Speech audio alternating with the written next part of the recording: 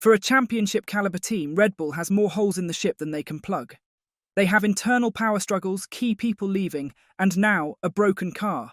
And with teams like McLaren and Ferrari hitting their stride, can Christian Horner steer the ship to safety before they sink?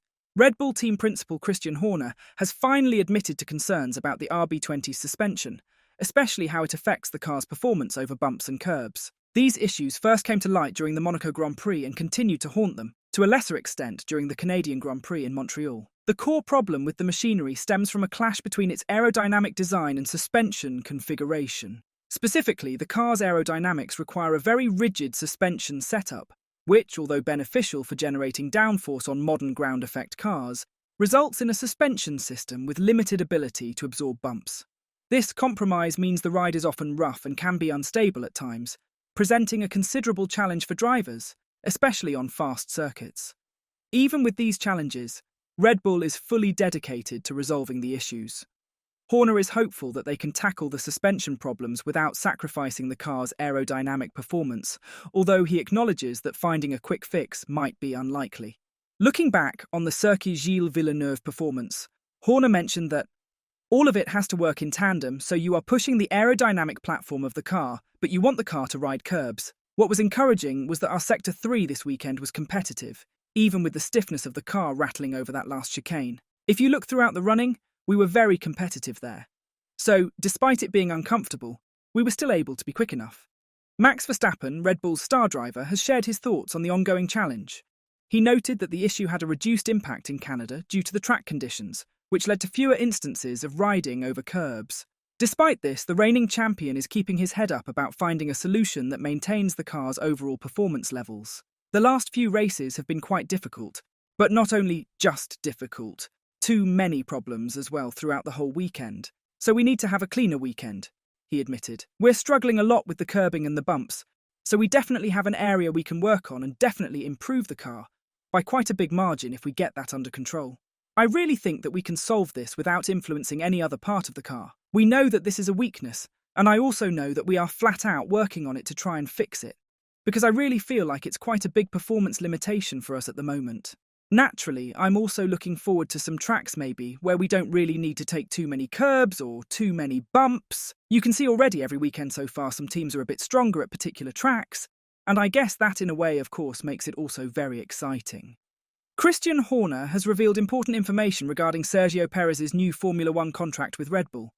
Before the Canadian Grand Prix, Red Bull officially announced that they had opted to retain Perez, revealing that the Mexican driver had signed a fresh 2-year contract, extending his partnership with Max Verstappen until the conclusion of the 2026 season. Red Bull team principal Horner has clarified that Sergio Perez's contract is structured as a 1+1 deal, indicating flexibility on Red Bull's part in case of underperformance. Well, 1+1=2, so it's a 2-year contract.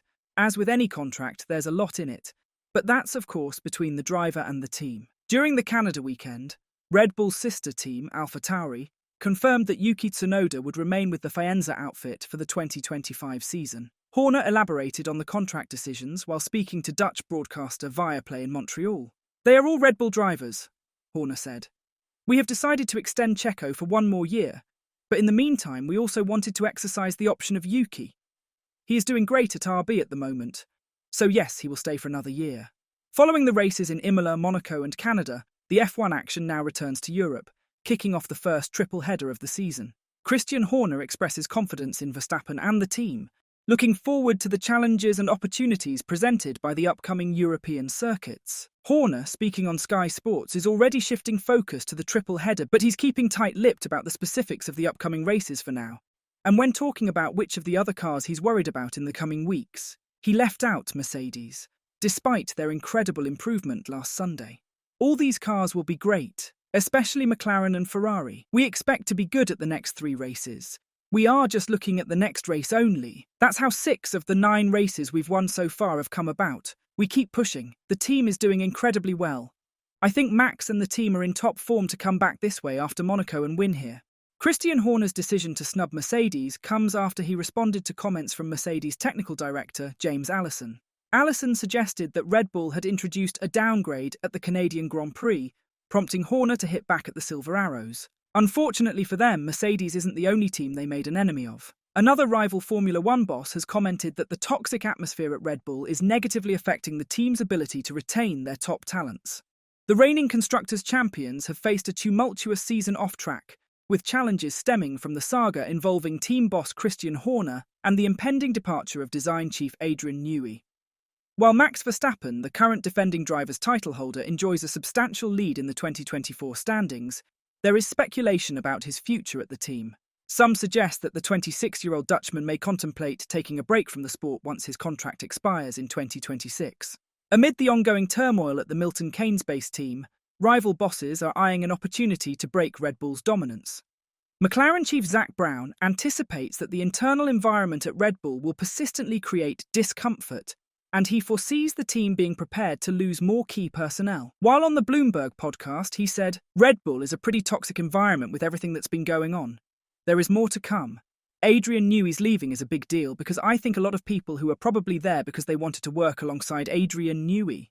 I already made the comment that there are some CVs flying around, and there always are CVs flying around, but you can see a higher level of discomfort there. I think it's harder for them in the future with what's kind of going on with the situation for sponsors. They look at who they are associated with. What do they stand by? That's a tricky situation. Then the whole Verstappen drama. Will he stay? Will he go? He's got a contract. You've seen his father be very outspoken. Should Max decide to leave Red Bull, Daniel Ricciardo would be very interested in taking the vacant seat. But unfortunately for him, Red Bull isn't. In a recent interview, Red Bull advisor Helmut Marko has cast doubt on Daniel Ricciardo's future in Formula One. Ricciardo's performances this season have faced scrutiny, especially with his teammate Yuki Tsunoda outperforming him significantly. So far this season, Yuki Tsunoda has outperformed Daniel Ricciardo in qualifying, leading their head-to-head battle 7-2. Tsunoda has consistently made Q3 appearances, showcasing strong qualifying performances. On the other hand, Ricciardo's results have been less impressive, with his only notable achievement being a fourth-place finish in the Miami sprint race. Until the Canadian Grand Prix, Ricciardo had failed to score any points, while Tsunoda has been responsible for most of Red Bull's points. World champion Jacques Villeneuve has openly questioned Daniel Ricciardo's place in Formula One, delivering a harsh assessment of the driver's current standing in the sport. If Ricciardo continues to fall short of expectations, Red Bull reserve driver Liam Lawson could be considered as a potential replacement for the 34-year-old. During the Canadian Grand Prix weekend, Helmut Marko emphasised to Sky Germany that Red Bull Racing remains a junior team, even with their lineup of experienced drivers this season. Tsunoda is set with his performances. Ricciardo had one good sprint race, but he is clearly behind Tsunoda. RB is still a junior team, and you have to think about what will happen in the future, Marko said. Which of Red Bull's problems will be the reason for their downfall? Tell us what you think in the comments section down below. And as always, don't forget to like and subscribe to the channel if you haven't. Thanks for watching.